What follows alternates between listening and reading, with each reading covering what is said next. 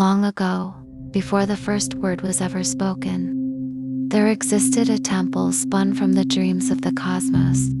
At its still and sacred center sat the silent moon, a being neither woman nor spirit, but something older, deeper, the keeper of the threshold, the guardian of the sacred unseen. No one knew her true name. Some called her the High Priestess, others, the Mother of Silence, but she herself never spoke, for her voice was woven into the spaces between stars. Two pillars framed her throne, one black as a forgotten night, the other white as a newborn star. Between them shimmered a veil, soft as breath, yet unbreakable, embroidered with symbols older than language, singing in a tongue only the soul could hear. One night, a seeker arrived. His heart burned with questions. He had climbed the stairway of dreams, wandered the desert of echoes, crossed the river of mirrors. Now he stood, trembling, before the veil. The silent moon watched him with eyes like twin oceans, not judging, not inviting, just seeing. "I seek truth," he said, voice cracking like old parchment. She said nothing, but in the stillness, something stirred, not outside him, but within. A memory not of the mind, but of the soul. "Will you not speak?"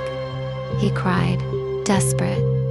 The priestess smiled, not with lips, but with presence, and the veil began to pulse like a living heart. Symbols arose on its surface, a serpent devouring its tail, a lotus unfolding in eternal night, a book whose pages turn themselves, a silver key floating above a cradle of bones.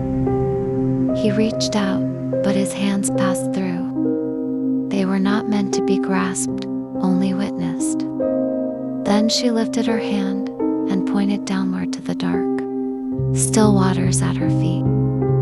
Only now did the seeker see it, a mirror lake, black as ink, silent as eternity. Upon its surface shimmered 1,000 faces, all his own. Some he recognized, the warrior, the lover, the orphan, the liar. Others were strangers, masks he had worn in forgotten dreams. The deeper he looked, the more his borrowed selves dissolved. One by one, they slipped beneath the surface. Fear fell away. Pride withered.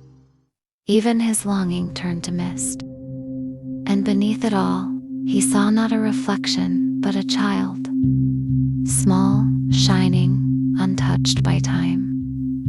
The first self. Tears rose, but they were not from sorrow. He had remembered. Then the waters stirred. Light bloomed from beneath, not bright, but true, like the breath of stars just before they're born. The priestess remained silent, yet her silence was music. The symbols on the veil began to sing, not with sound, but with vibration. A language of knowing, of remembering, of home. And as the seeker stood bathed in that frequency, something ancient within him awakened. The veil shimmered. It did not part, he did. He did not walk through. He became breath, became silence, became clear. And in that moment, the mystery welcomed him. For he had become transparent enough to pass. He entered the deeper temple, not beyond, but within. And there, in that radiant void, he understood. The High Priestess had never answered him. She had undone him. Through silence, she had summoned his truth.